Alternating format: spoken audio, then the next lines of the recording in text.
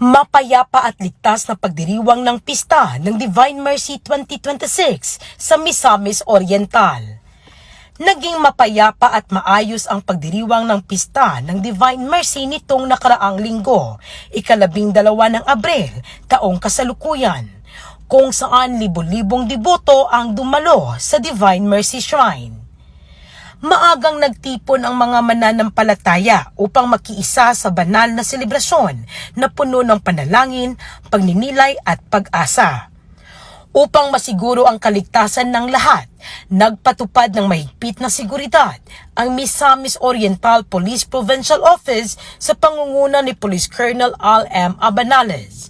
Nag-deploy ng 112 na mga pulis sa iba't ibang bahagi ng lugar upang bantayan ang kaayusan, tumulong sa mga deboto at tiyakin ang maayos na daloy ng publiko. Personal ding nagsagawa ng inspeksyon at monitoring si Police Colonel Abanales sa mismong lugar upang tiyakin na maayos ang crowd control at alerto ang mga pulis sa kanilang tungkulin.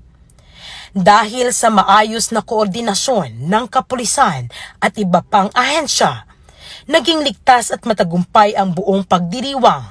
Walang naitalang insidente at nakapagsagawa ng kanilang debosyon ang mga dumalo ng walang abala.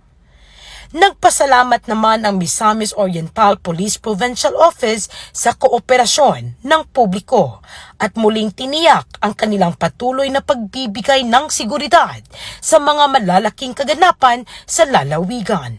Mula dito sa Police Regional Office TAN, Misamis Oriental Police Provincial Office, ako ang inyong PNN Correspondent, Patrol Woman Lysel May Abuka, alagad ng batas, tagataguyod ng balitang pulis.